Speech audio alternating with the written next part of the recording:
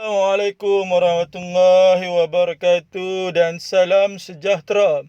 Hari ini kita akan belajar tingkatan 5, bab 9, Malaysia dalam kerjasama antarabangsa. Di bawah tajuk kecilnya, kemunculan blok dunia dan perang dingin. Sebelum cikgu nak mengajar, cikgu nak minta semua guru dan pelajar-pelajar untuk subscribe video cikgu ni agar cikgu boleh menambah lagi tajuk-tajuk yang lain. Di bawah tajuk blok dunia ada 3 perkara yang akan dipelajari. Yang pertama, maksud blok dunia. Yang kedua, ciri-ciri blok komunis. Dan yang ketiga, ciri-ciri blok kapitalis. Okey, kita lihat dulu maksud blok dunia. Blok dunia muncul disebabkan oleh kegagalan Perang Dunia Kedua. Ingatlah, blok dunia muncul bila? Selepas Perang Dunia Kedua. Blok dunia merupakan negara-negara yang sehaluan.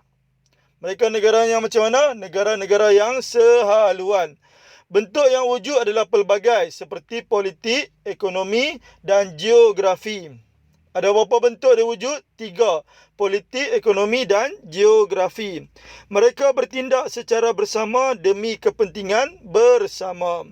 Blok dunia yang wujud semasa Perang Dingin adalah blok berasaskan geografi dan politik, iaitu geopolitik. Merujuk pada blok komunis dan blok kapitalis. Jadi di dunia ni ada berapa blok? 2 blok. Blok komunis dengan blok kapitalis. Mereka ni adalah negara-negara yang sehaluan. Mereka wujud dalam pelbagai bentuk, iaitu politik, ekonomi dan geografi. Dan bertindak secara bersama demi kepentingan bersama. Jadi formula untuk masuk blok dunia ialah selalu batuk tanduk. Selalu batuk macam mana? Batuk tanduk. Tengok penerangan formula. Selalu merujuk pada sehaluan. Persamaan pada huruf SE di depan dan LU di tengah-tengah. Selalu sehaluan. Batuk merujuk pada bentuk. Persamaan pada huruf B dengan tok di belakang. Batuk, bentuk. Tanduk merujuk pada tindak. Bertindak, iaitu tindak. Persamaan pada huruf T di depan dengan D dan K di tengah-tengah dan belakang. Jadi tanduk, tindak. Jadi apa formula untuk masuk blok dunia? Selalu batuk tanduk. Selalu itu adalah apa? Selalu itu adalah negara-negara yang sehaluan. Batuk adalah bentuk. Wujud dalam pelbagai bentuk seperti politik, ekonomi dan geografi. Tanduk merujuk pada bertindak secara bersama demi kepentingan bersama. Okey, kita tengok ciri-ciri blok komunis. Kewangan dikawal oleh kerajaan, kebebasan rakyat dikawal oleh kerajaan, perniagaan dikawal oleh kerajaan. Kerajaan yang memerintah adalah kerajaan diktator. Parti komunis sahaja diterima sebagai kerajaan. Jadi di bawah blok komunis semuanya dikawal oleh siapa? Dikawal oleh kerajaan. Jadi formula untuk ciri-ciri blok komunis ialah awang bebas berniaga kera. Tengok penerangan formula. Awang merujuk pada kewangan. Kewangan berasal daripada perkataan wang.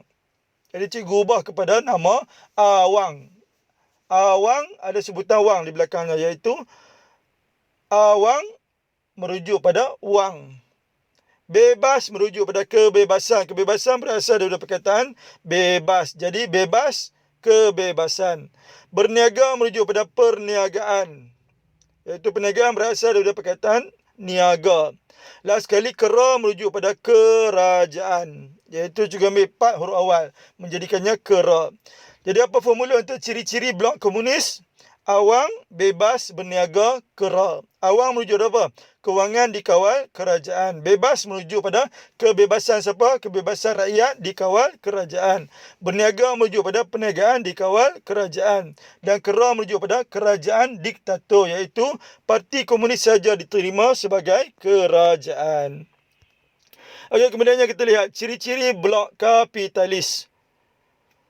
Tengok, kewangan dikuasai oleh rakyat, kebebasan kepada rakyat sepenuhnya, perniagaan dimiliki oleh rakyat, kerajaan berbentuk demokratik, di mana kerajaan dipilih melalui pilihan raya.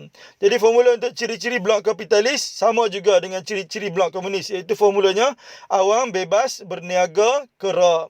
Awang merujuk pada kewangan. Kalau blok kapitalis, kewangan dikuasai oleh rakyat. Bebas merujuk pada kebebasan, iaitu kalau blok kapitalis, kebebasan rakyat sepenuhnya. Berniaga merujuk pada perniagaan. Perniagaan dimiliki oleh siapa? Dimiliki oleh rakyat. Dan kera merujuk pada kerajaan. Kerajaan berbentuk demokratik, di mana kerajaan dipilih melalui pilihan raya. Jadi apa formula ciri-ciri blok komunis dan juga ciri-ciri blok kapitalis?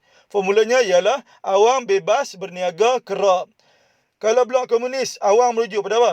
Kewangan. Kewangan blok komunis dikawal oleh kerajaan. Kewangan blok kapitalis dikuasai oleh rakyat. Bebas merujuk pada kebebasan rakyat. Kalau blok komunis, kebebasan rakyat dikawal kerajaan. Kalau blok kapitalis, kebebasan rakyat sepenuhnya. Awam bebas berniaga. Berniaga merujuk pada perniagaan. Kalau blok komunis, perniagaan dikawal oleh kerajaan. Kalau blok kapitalis, perniagaan dimiliki oleh rakyat sepenuhnya. Last sekali, kera. Kera merujuk pada kerajaan. Kalau blok komunis, kerajaan diktator, iaitu parti komunis saja diterima sebagai kerajaan. Manakala kerajaan kapitalis ialah kerajaan berbentuk demokratik, di mana kerajaan dipilih melalui pilihan raya.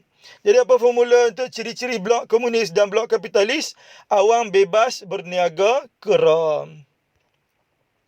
Okey, kemudiannya kita lihat perang dingin. Ada dua perkara yang akan dipelajari, iaitu faktor kemunculan perang dingin dengan kesan perang dingin. Okey, baiklah kita lihat yang pertama dahulu, iaitu faktor kemunculan perang dingin. Faktor dia sama dengan sebab. Faktor atau sebab kemunculan perang dingin. Perang dingin ini muncul selepas tamatnya Perang Dunia Kedua. Ya, blok dunia dengan perang dingin sama aja. Bila dia muncul? Selepas tamatnya Perang Dunia Kedua ataupun selepas kegagalan Perang Dunia Kedua. Sehingga sistem komunis negara Soviet Union hancur. Jadi bila perang dingin berlaku? Selepas tamatnya Perang Dunia Kedua hingga sistem komunis kerajaan Soviet Union hancur. Dikenali sebagai perang dingin kerana tiada berlakunya perang bersenjata secara langsung antara blok komunis dan blok kapitalis. Sebab itu perang dingin ini ada dua sebutan. Perang dengan dingin. Bila disebut perang, mesti berlakunya peperangan antara dua pihak. Bila disebut dingin, dingin ni bermaksud berlaku perang ke tak berlaku perang? Ya, tidak berlaku perang. Kalau perang, dia mesti panas. Sebab tembok menembak, semua akan terbakar. Jadi, panas, sangat panas kalau perang. Tapi kalau perang dingin, tidak berlaku peperangan secara langsung. Ingatlah, perang dingin ni berlaku peperangan tak? Tidak, iaitu tidak berlaku peperangan secara langsung antara dua blok, iaitu blok komunis dengan blok kapitalis. Sebab yang kedua, ideologi dan fahaman politik yang berbeza. Sebab yang ketiga, persaingan kuasa antara blok komunis diketuai oleh Soviet Union dengan blok kapitalis diketuai oleh Amerika Syarikat. Sebab yang seterusnya, kekuatan masing-masing cuba dibuktikan dengan cara menyebar pengaruh dan kepentingan mereka di Eropah dan Asia melalui cara propaganda, bantuan ekonomi dan ketenteraan. Jadi apa formula untuk faktor kemunculan perang dingin? Tiada idea sangat kuat. Ada tak idea sangat kuat? Tiada. Okey, tengok pendengar formula. Tiada merujuk pada tiada juga. Jadi tiada tu merujuk pada apa? Tiada peperangan secara langsung. Sebab tu merujuk pada perkataan perang dingin. Perang dingin ada berlaku peperangan tak? Tiada peperangan secara langsung. Idea merujuk pada ideologi. Persamaan pada tiga huruf depan, IDE. Jadi idea, ideologi. Iaitu ideologi dan fahaman politik yang berbeza. Sangat merujuk pada saing. Persamaan pada huruf SA.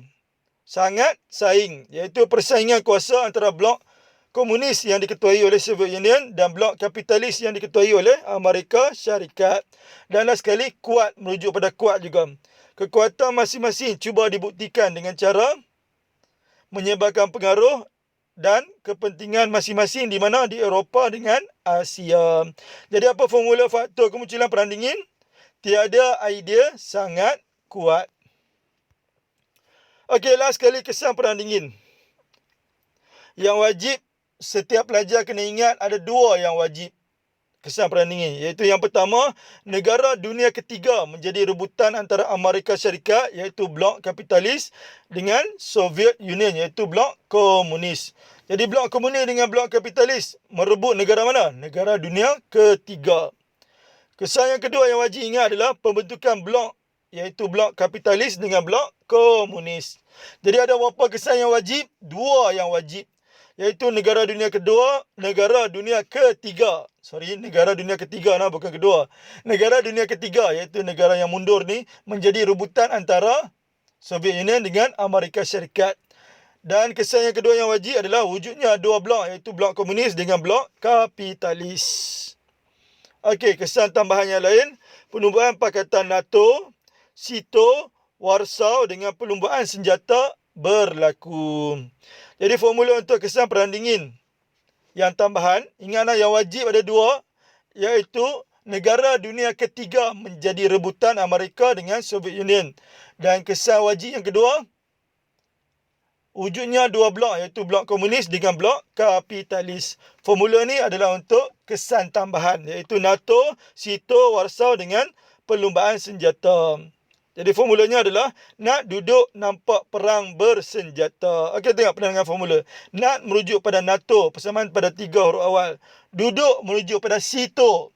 SEATO ni, sit, ada dua sebutan, sit dengan O. Sit ni merujuk pada duduk. Betul ke sit tu merujuk pada duduk? Ya, sebab sit tu berasal daripada bahasa Inggeris yang bermaksud duduk. War merujuk pada perang.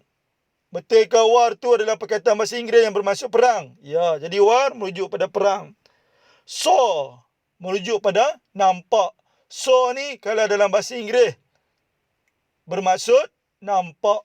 Saw ni sebutan dalam bahasa apa? Bahasa Inggeris. Apa maksud ke bahasa Melayunya? Apa maksud saw dalam bahasa Melayu? Iaitu nampak. Bersenjata menjadi senjata. Jadi apa formula untuk kesan perang dingin? Nak duduk nampak perang bersenjata. Nak tu apa? Nak tu adalah NATO. Duduk tu apa? Duduk tu adalah SEATO. Nampak perang merujuk pada Warsaw. Bersenjata merujuk pada perlumbaan senjata. Jadi apa formula kesan perang dingin? Nak duduk nampak perang bersenjata. Okey, baiklah.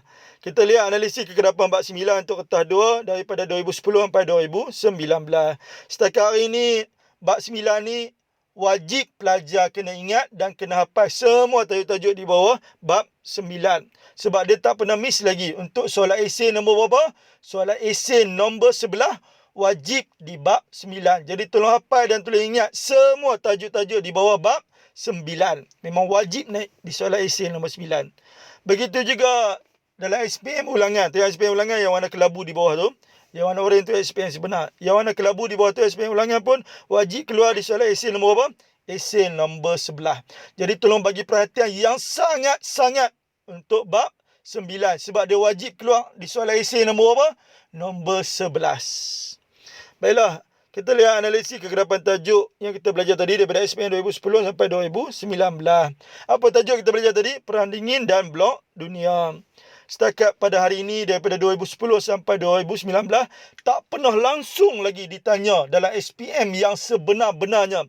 Jadi tolong bagi perhatian yang sangat-sangat untuk tajuk perang dingin dan blok dunia. Kerana setakat hari ini baru sekali je ditanya dalam SPM ulangan, iaitu 2016 ulangan. Walau bagaimanapun, SPM ulangan tidak mempengaruhi SPM yang sebenar-benarnya. Jadi, soalan tentang perang dunia dan blok, soalan tentang perang dingin dan blok dunia ni dah ditanya ke belum? Belum lagi. Jadi tolong bagi perhatian yang sangat-sangat untuk tajuk perang dingin dan blok dunia. Sebab kemungkinan yang sangat besar akan masuk di soalan esei nombor 11 dalam SPM 2020. Tolong bagi perhatian yang sangat-sangat.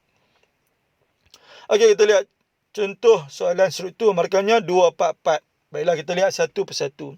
Soalan A dahulu. Soalan A ditanya mengapakah perang dingin berlaku. Apakah nak soalan? Mengapakah lo? Mengapakah merujuk apa? Merujuk pada sebab. Sebab perang dingin berlaku. Perang dingin ni ada formula tak? Ada. Apa formulanya? Formulanya tadi, tiada idea sangat kuat. Okey. Jadi tengok di ruangan jawapan soalan struktur ni ada nombor 1 Roman, 2 Roman tak? Tak ada. Jadi kena jawab adalah bentuk ayat. Setiap ayat wajib ada apa? Ada pembuka. Jadi pembuka ambil balik kat soalan. Perang dingin berlaku kerana tiada berlakunya perang bersenjata secara langsung antara blok komunis dan blok kapitalis. Titik. Penanda wacana apa cikgu ajak? Guna number. Jadi kedua koma. Idea tu apa? Ideologi dan fahaman politik yang berbeza. Lepas kedua, ketiga koma. Sangat tu apa? Saing. Iaitu persaingan kuasa antara blok komunis dan yang diketuai oleh Soviet Union dengan blok kapitalis yang diketuai oleh Amerika Syarikat. Ada lagi tak? Ada lagi. Ingat balik formula. Tiada idea sangat kuat. Kuat tu apa?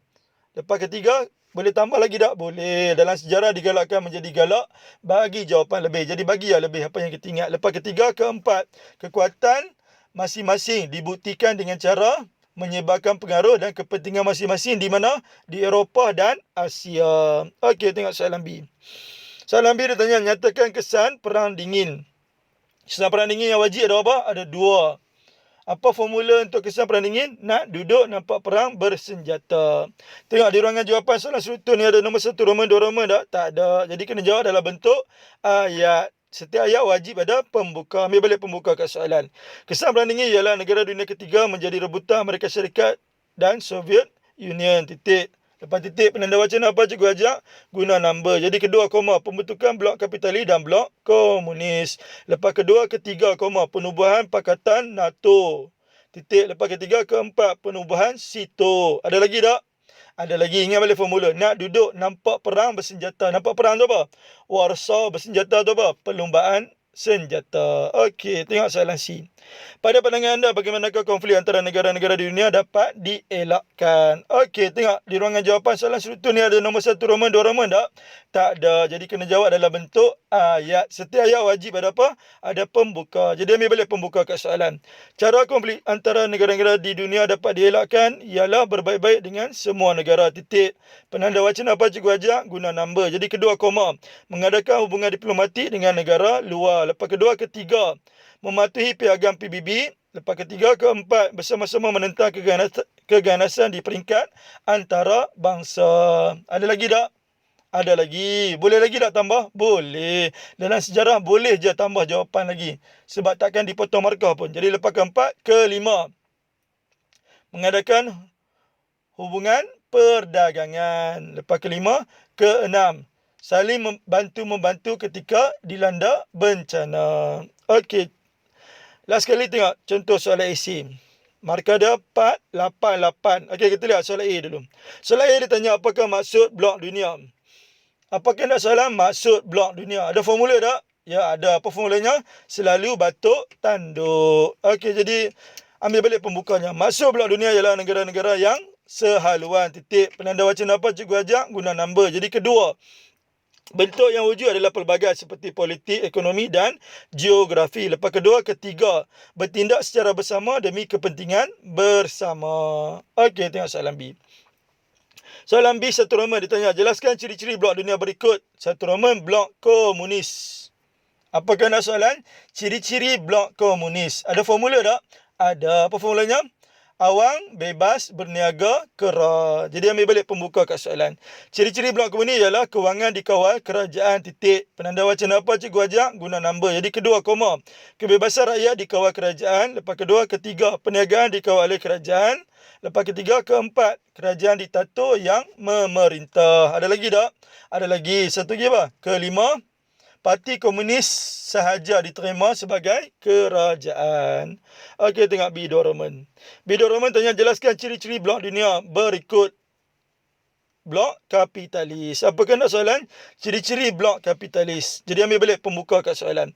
Ciri-ciri blok kapitalis ialah kewangan dikuasai oleh rakyat. Titik. Kedua, kebebasan kepada rakyat sepenuhnya. Titik. Ketiga, perniagaan dimiliki oleh rakyat. Titik. Keempat, kerajaan demokratik yang memerintah. Ada lagi tak? Ada lagi. Ya, jadi ingat balik formula untuk ciri-ciri blok kapitalis. Awam, bebas, berniaga, kera. Iaitu kerajaan demokratik. Macam mana kerajaan dipilih? Melalui pilihan raya. Jadi kelima, kerajaan dipilih melalui pilihan raya. Jadi sama tak formula ciri-ciri blok komunis dengan ciri-ciri blok kapitalis? Ya, sama je formula. Apa formulanya? Awam bebas berniaga kera. Okey, last sekali tengok soalan C. Malaysia mengamalkan dasar berkecuali dalam hubungan antarabangsa. Dasar ini memberi banyak kebaikan kepada negara. Kemukakan alasan anda untuk menyokong pernyataan tersebut. Apa kehendak soalan? Kebaikan mengamalkan dasar berkecuali. Okey, jadi ambil balik pembuka dekat soalan. Kebaikan Malaysia mengamalkan dasar berkecuali dalam hubungan antarabangsa ialah kedaulatan negara dapat dikekalkan. Huraian Cikgu Ajang guna perkataan apa? Hal ini kerana Malaysia mengamalkan dasar tidak campur tangan dalam urusan negara lain. Kemudian orang masuk apa? Orang masuk contoh pula. Contohnya mengamalkan dasar berkecuali agar urusan negara tidak diganggu atau diancam oleh negara lain. Last kali bawa masuk kesan, iaitu kesannya politik negara menjadi stabil. Untuk soalan kebat yang terakhir ni selalu Cikgu Ajang mesti ada 4 perkara. Yang pertama isi, yang kedua huraian. Huraian bermula perkataan hal ini. Yang ketiga contoh dan yang keempat kesan. Jadi macam mana nak memulakan isi yang kedua? Guna number. Jadi kebaikan kedua ialah meningkatkan ekonomi negara. Huraiannya, hal ini melalui perjanjian perdagangan dua hala. Contohnya, antara negara Malaysia dengan negara Jepun agar pelabur dari Jepun dapat masuk ke Malaysia seperti syarikat Honda dan Toyota. Kesannya, membuka peluang pekerjaan kepada rakyat. Lepas kebaikan kedua, kebaikan ketiga ialah keselamatan negara terpelihara. Contohnya, Malaysia mengadakan perjanjian pertahanan Inggeris Tanah Melayu dengan Britain untuk menentang komunis. Huraiannya, hal ini agar negara menjadi aman. Last sekali kesannya, negara bebas dari pengaruh komunis. Okey, hanya sekadar itu sahaja dari cikgu untuk tajuk Perang Dunia dan Blok Perang Dingin dan Blok Dunia. Ya. Jadi permintaan cikgu yang terakhir, cikgu ingin berkongsi cikgu punya buku poket formula yang telah cikgu keluarkan bermula daripada 2008 sampailah 2020. Dalam ni mengandungi tajuk-tajuk sport untuk setiap bab, iaitu 10 bab tingkatan 4 dan 9 bab tingkatan 5. Dalam buku dua-dua ni ada tajuk-tajuk sport mengikut bab-bab. Sebab setiap bab ada tajuk-tajuk sport yang tersendiri. Harga bagi sebuah buku ni adalah RM1 sahaja. RM1 tingkatan 4, RM1 buku poket tingkatan 5. Sesiapa yang berminat boleh menghubungi Syazri di nombor 0137529209. Okey, hanya sekadar itu je daripada cikgu. Kita jumpa lagi dalam kelas sejarah seterusnya. Sekian wabillahi taufiq wal hidayah. Assalamualaikum warahmatullahi wabarakatuh.